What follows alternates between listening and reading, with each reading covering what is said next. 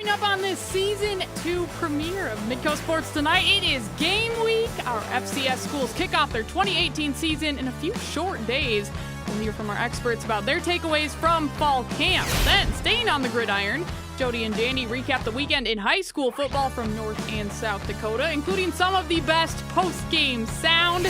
Finally, we will check in on the NSIC. The Northern Sun teams kick off their 2018 season on the turf this week as well. David Brown checks in with Augustana and USF. Let's get this going. It's time for a brand new season of Midco Sports Tonight. Welcome, welcome, welcome. Hope your Monday is going well, everyone. I'm Kelly Stewart, and I couldn't be more excited to be here hosting Season 2 of Midco Sports Tonight. The summer absolutely cruised by, but we can't wait to get going. It's game week for our college football teams. Our other sports have already gotten going. It's a great time to be here at MidcoSN, and always great to have you with us for another season. But in case you didn't know, we've moved this show to half an hour, starting at this new 6:30 time. But less time doesn't mean less quality. We're still bringing you the best content and exclusive access to your favorite schools, and we're even focusing more on pregame shows this year before our variety of live events. So, because we have just half an hour, let's not waste any time. Get right into this, starting with our FCS discussion. For that, I am joined by some of our FCS experts, Tom Nieman, Jay Elsen, and Alex Heinert. But Tom, we're going to start with you.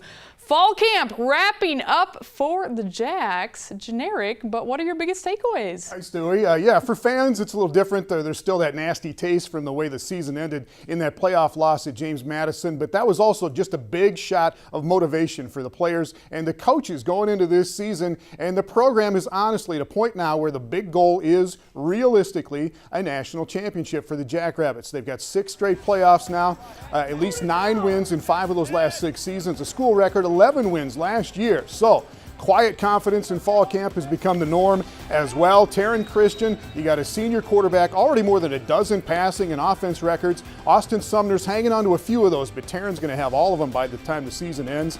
The Jacks are solid at all the skill spots, offense, defense, quarterback, running back, yes, even wide receiver and tight end with those guys gone. Great linebackers, cornerbacks, they're solid at safety, and like it seems to every year at South Dakota State, it comes down to what the fat guys up front are going to do. The offensive and defensive line, especially the defensive front four, will be a question going into the opener, and we'll get into more detail as the week goes along here, Stu, as we head into the opener at Iowa State coming up this Saturday. The fat guys, gotta love Stig's special phrases. But yeah, Tom, talking about that opener, preview later in the week, but what can you tell us about the Jacks and the Cyclones out of the Big 12? Yeah, Jacks probably going to be about a 14-point underdog in this game. We will see what happens. These games can get away from you, though. Other than that win the Jacks had at Kansas in 2015, it was an 18-point loss at TCU, 20 at Missouri a couple of years ago, 39 at Nebraska back in 2013. And Iowa State is pretty good. They get ignored a little bit in the Big 12, but they had 8 wins last year, won the Liberty Bowl. They have a great running back named David Montgomery. They've got a defense that only gave up 21 points a game last year at a high-scoring conference in the Big 12. So realistically, you don't know what's going to happen, but the Jacks want to get through this without injuries,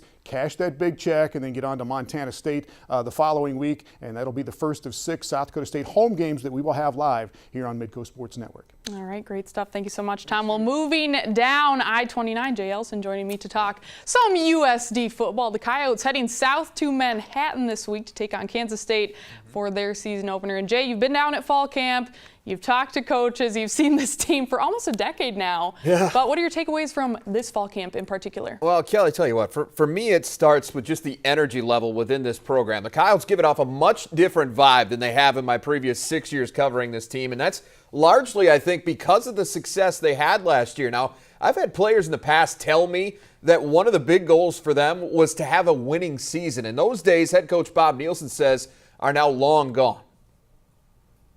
I think we're a team that definitely has more confidence than we did a year ago at the start of the season. I think our guys fully understand now, too, what it takes to walk that fine line and get over that fine line in terms of making the playoffs. And that's what it is in our league. It's having to win close games, finding ways to win those close games. It's playing consistently. And so those are the things that we're going to have to do this year. We're going to have to take care of little things to be a good football team. Yeah, I got to do the little things right. That's right. My second takeaway has to do with the single biggest question mark this team had coming into the season. That is whether or not Austin Simmons was ready to be the guy. And my answer, based on everything I've heard or seen myself, is an emphatic yes. Is he going to be Chris Streveler? No. But there aren't a lot of those guys out there. If there were, probably everybody would have one, right? Simmons has always had the physical tools to be a very good FCS quarterback, and we've seen that ability shine through in the limited opportunities he's had over the past couple of years. So in my opinion, the last box he really needed to check was in the leadership department. Simmons, just not a naturally vocal guy, but if you ask anyone within that program, they'll tell you that right there is the biggest change they've seen in him since the end of last season. Simmons has taken charge of the offense, and it's very clear that the team has already rallied around him. And of course, Simmons going to have plenty of help on that offense too. And that's the last thing I want to hit on here, Kelly, is the Coyotes' depth at wide receiver. It's not that often that when you lose what USD did at this position a year ago, that same position is then going to come back and be the strongest on your football team. Coyotes have that luxury. All Valley selection, Shamar Jackson back to 100%, looks poised for a big senior season. Dakari Allen, Cody Case, Randy Baker, all proven playmakers. And oh, by the way, throw in Levi Falk, who may have had the best performance out of anyone on the team in fall camp.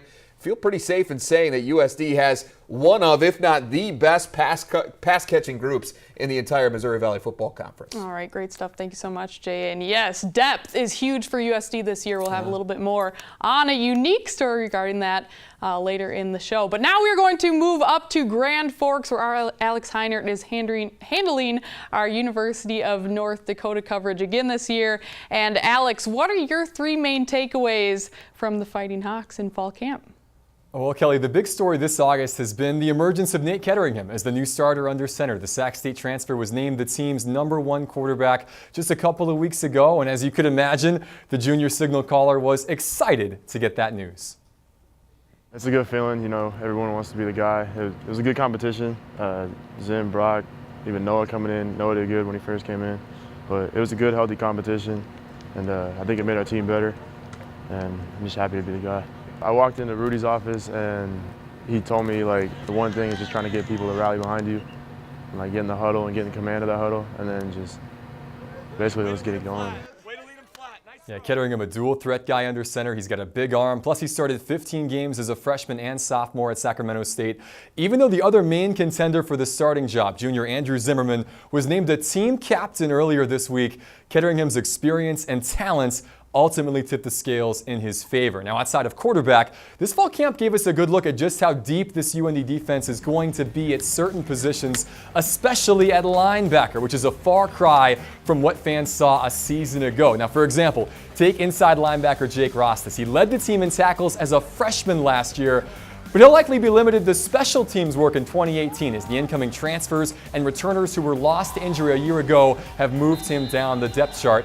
Expect this defense to revert to the 2016 vintage when it was one of the best in the country at forcing takeaways and stopping the run. And then finally, the coaching staff tweaked the fall camp schedule just a little bit this year, giving the players more rest days and a later morning practice time, and that has paid off as there are no major injuries to report coming out of camp. Now, that might not seem like a big deal, but do not forget, this time last year, UND had already lost 3 key starters for the season. So staying healthy, it was impossible in 2017, but at least this version of the team is off to a good start in that department. Definitely a breath of fresh air there. Great stuff. Thank you so much, Alex. Thanks, Kelly. Well, UND is kicking off their season earlier than our other FCS schools, live right here on Midco Sports Network on Thursday. They welcome Mississippi Valley State to the Alaris Center. Special note here, kickoff is at 6:30 p.m. live on our air, so make sure to tune in.